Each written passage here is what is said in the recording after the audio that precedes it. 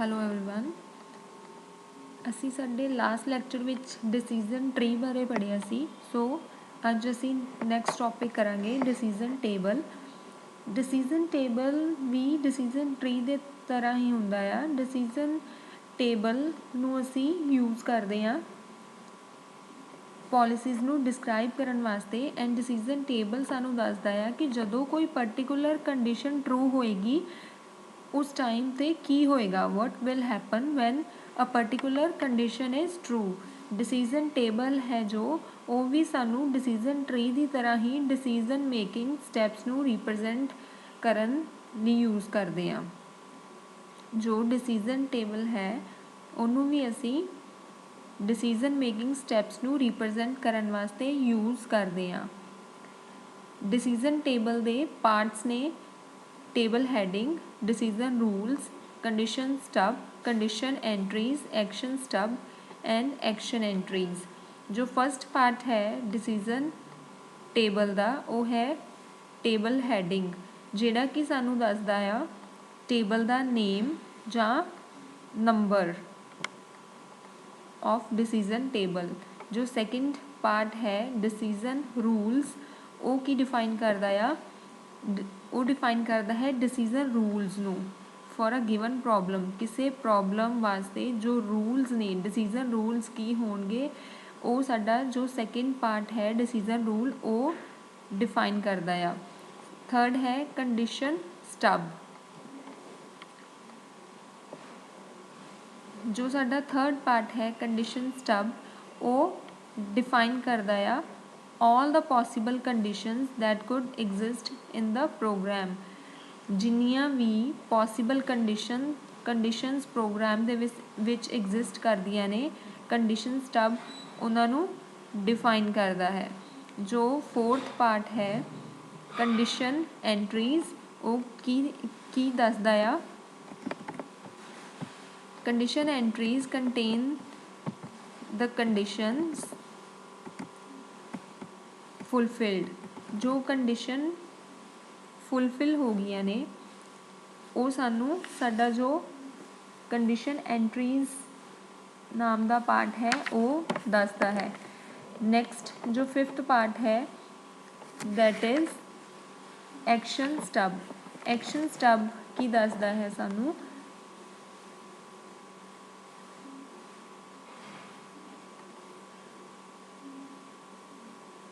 Define करता है actions. जो एक्शनस परफॉर्म होंगे वो डिस्क्राइब करता है एक्शन स्टब। एंड जो साडा लास्ट पार्ट है एक्शन एंटिटीज़, वो की दसदा है कि जदों कोई कंडीशन ट्रू होएगी तो उस टाइम ते केड़ा एक्शन परफॉर्म होएगा। ये सानू साडा एक्शन एंटिटीज़ नाम का जो पार्ट है वो दसदा आ।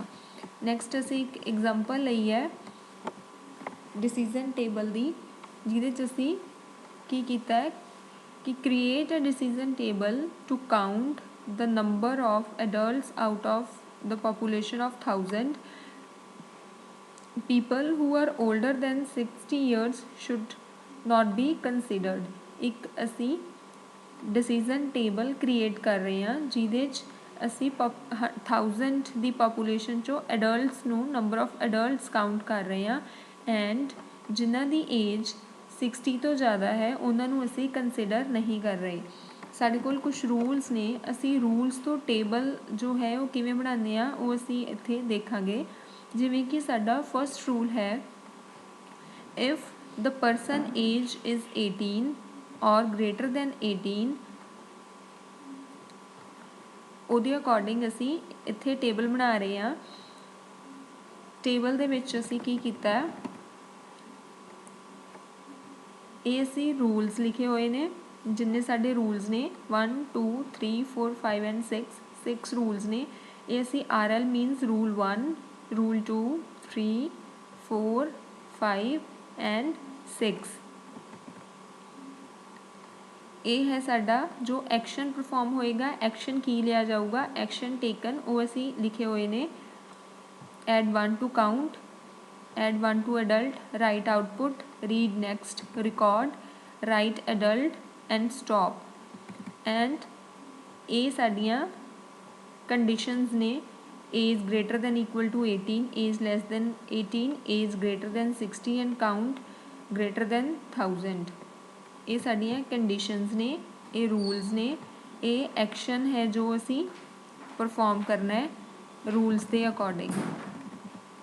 फर्स्ट रूल है if the person age is 18, जे पर्सन की एज है जो 18 है तो असी कंडीशन देखांगे age greater than equal to 18, तो साडा रूल दे अकॉर्डिंग ये कंडीशन फुलफिल हो रही है age greater than equal to 18। तो इत्थे असी वाई लिखांगे yes means Y means yes, और ग्रेटर दैन रूल की है if the person age is 18 और greater than 18 but it is less then 60, but less than 60 पर साडे कोल कंडीशन ग्रेटर दैन 60 है, इस करके असी रूल 1 दे विच एन लिखिया है, नो लिखिया है कि एज जो है लैस दैन 60 नहीं है, ग्रेटर दैन 60 है इत्थे असी लिखिया, इस करके असी नो लिखिया है। And count is less than 1000, count साडे कोल की है ग्रेटर दैन 1000, इस करके असी नो लिखिया है। दैन की होए काउंट शुड बी इंक्रीमेंटेड, जो काउंट की वैल्यू है वो इंक्रीमेंट होए तो असी एड 1 टू काउंट ते इंक्रीमेंट किया उन्होंने टिक लगाई है। Then adult should be incremented, adult भी एक इंक्रीमेंट होएगा, एडल्ट की वैल्यू भी एक इंक्रीमेंट हो रही है। उस तो बाद रूल है output should be displayed and then the next record should be read, output जो है वो डिस्प्ले होए एंड नेक्स्ट रिकॉर्ड रीड होए। सो असी राइट आउटपुट ते टिक लगाई है, दैन रीड नेक्स्ट रिकॉर्ड ते टिक लगाई है।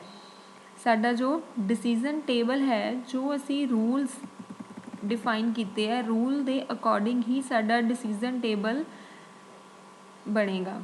उवें ही असी जे सैकेंड रूल की गल करते हाँ, सैकेंड रूल दे विच की है if the person age is less than 18, so साडा second condition age less than 18 fulfil हो रही है, सो असी इत्थे वाई लिखिया है। Then and count is less than 1000, count जो है लैस दैन 1000 है, इस करके असी ग्रेटर दैन 1000 ते नो लिखिया है। Then count should be incremented, sorry then count should be incremented, count जो है उसकी वैल्यू एक इंक्रीमेंट हो जाए तो असी टिक लगाई है। उस तो बाद साडा सैकेंड रूल कह रहा है the output should be displayed and then next record should be read, साडा आउटपुट जो है वो डिस्प्ले होए एंड नैक्सट रिकॉर्ड रीड होए। सो आउटपुट राइट आउटपुट ते असी रूल सैकेंड दे विच टिक लगाई है एंड रीड नैक्सट रिकॉर्ड ते भी टिक लगाई है। सिमिलरली जो रूल थर्ड है ਉਹਦੇ 'ਚ भी किवें हो रहा है if the person age is greater than 60, जे एज जो है ग्रेटर दैन 60 है मीनस साडी थर्ड कंडीशन फुलफिल हो रही है तो yes. Next count is less than 1000, count is less than 1000, इस करके no, count should be incremented, count है जो वो इंक्रीमेंट होए टिक है, इस करके then output should be displayed and next record should be read. So output write output ते टिक लगाई है, then next record read next record ते टिक है। सिमिलरली फोर्थ रूल है the person age is greater than 18, person age is greater than 18 means साडी first condition fulfil हो रही है रूल नंबर 4 दे विच असी यस लगाया है and less than 60, less than 60 ते असी नो लगाया है क्योंकि साडी कंडीशन ग्रेटर दैन है, value of count is greater than 1000, yes count is greater than 1000, the program should display the adult, तो की होए राइट एडल्ट ते असी टिक लगाया है, रूल नंबर 4 ਦੇ ਵਿੱਚ ਕਿਉਂਕਿ ਅਸੀਂ रूल ਲਿਖਿਆ है the program should display the adult so इस करके टिक है दैन शुड स्टॉप उस तो बाद स्टॉप ते असी टिक लगाया है। सिमिलरली रूल 5 है the person age is less than 18 person age is less than 18 ते yes but the value of count is greater than 1000 count दी value greater than 1000 yes program should display the adult साडा adult है जो वो display होए right होए and should stop उस तो बाद स्टॉप होए।